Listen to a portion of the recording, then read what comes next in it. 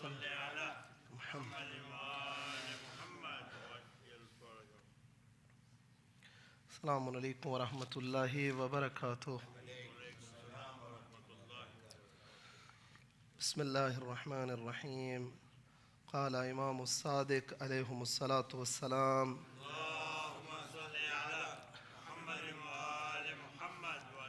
كان رسول اللہ صلی اللہ علیہ وآلہ وسلم یعوذ فی کل یوم من 6 خصال. امام کا یہ فرمان گرامی، امام فرما رہے ہیں کہ اللہ کے رسول ایوری مارننگ جب بھی صبح اٹھتے تھے 6 چیزیں اور 6 چیزوں کی اللہ سے پناہ مانگتے تھے. خدایا یہ 6 چیزیں میرے اندر نہیں ہونی چاہیے، تو مجھے اپنی پناہ عطا کر اور ان 6 چیزوں کو مجھ سے دور کر. میں چاہوں گا توجہ سے سنیے گا ان 6 چیزوں کو. پہلی چیز جس سے اللہ کے رسول پناہ مانگتے تھے خدا کی، فرمایا الشک. شک سے پناہ مانگتے تھے کہ انسان خدا کے بارے میں شک میں رہے، انسان مخلوق خدا کے بارے میں شک میں پڑا رہے. اچھا پھر یہ جو شک ہے، شک لازم نہیں ہے کہ شک ہر دفعہ جہالت کی وجہ سے ہو کہ میں نہیں جانتا تو میں شک کر رہا ہوں کسی چیز کے بارے میں. کبھی کبھی وسوسے شیطانی آ جاتا ہے انسان کی لائف میں. شیطان اتنے وسوسے ڈالتا ہے انسان کی اس میں ذہن میں اور سوچ میں کہ انسان شک میں پڑ جاتا ہے. کبھی کبھی نہیں، ہوسیں شیطانی ہوتی ہیں، کبھی انسان کے ذہن میں جو ہے وہ پھر دوسری غرائز ہوتی ہیں، مختلف چیزیں ہوتی ہیں جس کی وجہ سے انسان شک میں پڑ جاتا ہے. انسان یقین کے ساتھ زندگی گزارے.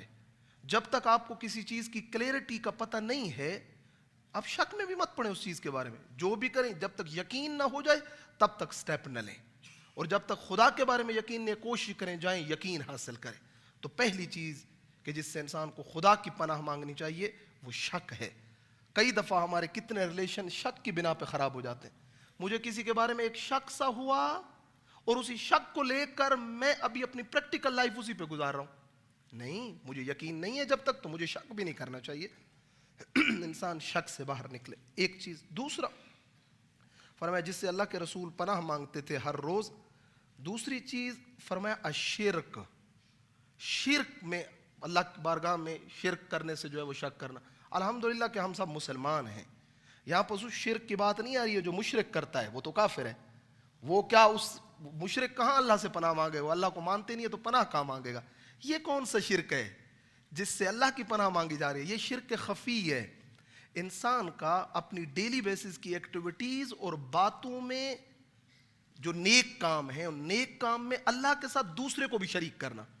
ماشاءاللہ وہ دیکھے گا میرے کام کو، میرا فلاں بندہ دیکھے گا. کیا شروع میں سٹارٹنگ میں خدا تھا، بیچ میں لوگ گھسیٹ دیے میں نے بہت سارے کہ وہ مجھے اتنا وہ کریں گے، وہ نہیں. اللہ سے ریوارڈ چاہیے، اللہ سے اجر چاہیے. انسان جب بھی لوگوں کے لیے اور اپنے اچھے کام میں لوگوں کو داخل کرے گا یہ شرک ہے. اس کو شرک خفی کہا جاتا ہے. جب بھی آپ نے کوئی کام اللہ کے لیے کرنا ہے تو پہلے سٹیپ سے لے کر آخری تک آپ جو ہے وہ اس میں فقط خدا کی نیت کریں. اچھا کیا کریں؟ کبھی کبھی وسوسہ آ جاتا ہے ابلیس ملعون کا. وہ دیکھیں گے میرا کام پسند آئے گا، مجھے ماشاءاللہ بولیں گے، مجھے احسن بولیں. یہ وسوسہ ہے، اس کی کوئی پرواہ نہیں، یہ آتا رہتا ہے. اسی کے لیے تو رسول خدا کہہ رہے ہیں جو ہی یہ وسوسہ آئے ہم نے اللہ کی پناہ طلب کرنی ہے. خدایا میں تیری پناہ چاہتا ہوں، میرے دل میں ایسا کچھ نہیں ہے، یہ ابلیس ملعون میرے دل میں لے کے آ رہا ہے یہ چیز کو، تو نکال دے میرے اللہ.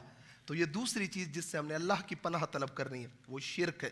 شرک خفی جائز نہیں ہے یہاں پر، یعنی دل میں انسان اپنے اللہ کے ساتھ ساتھ کسی اور کو بھی ساتھ میں ایڈ کرے. تھرڈ ون فرمایا حمیہ.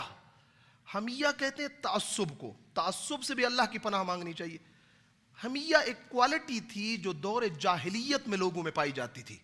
پھر ہولی پروفٹ جب تشریف لے کر آئے تو اس کو نکالا لوگوں کے دلوں سے. حمیہ کیا ہوتی ہے؟ حمیہ یہ ہے کہ میرا بیٹا، میرا بھائی، میرا کوئی قریبی غلطی پہ ہے اور مجھے پتہ ہے کہ وہ گناہ پہ ہے اور غلطی پہ ہے، پھر بھی اس کو سپورٹ کرنا اسے حمیت کہا جاتا ہے. انسان اللہ کی پناہ مانگے.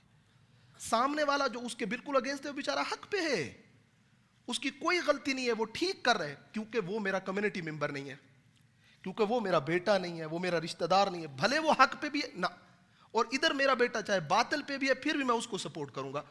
اسے حمیت کہا گیا.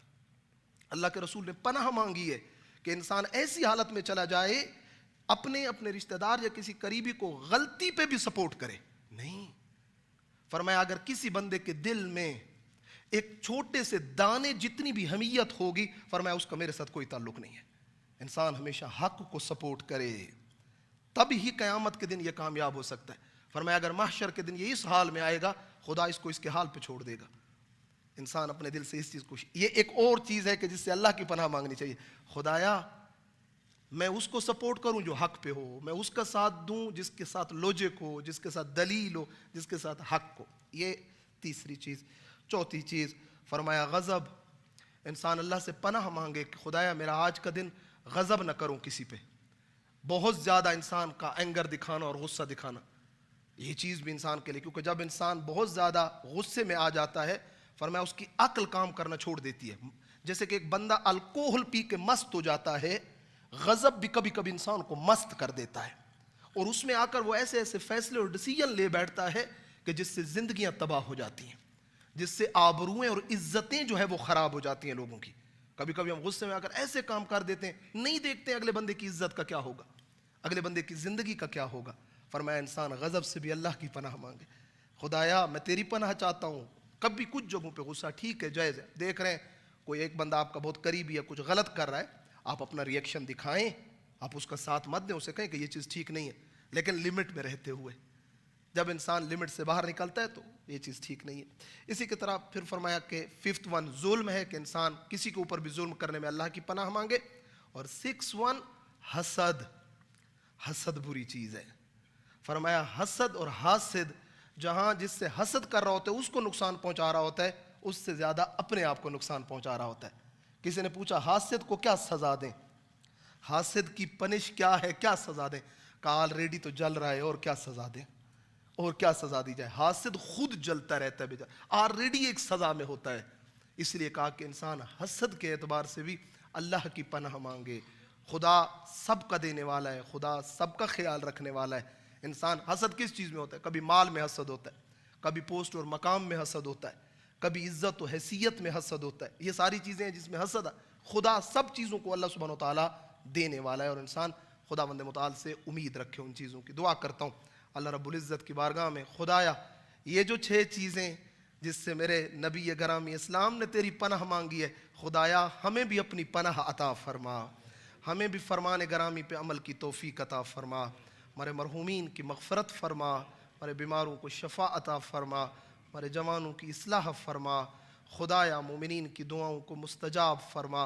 ہمارے امام علیہ السلام کے ظہور میں تعجیل فرما. پر محمد و آل محمد صلوات. اللہ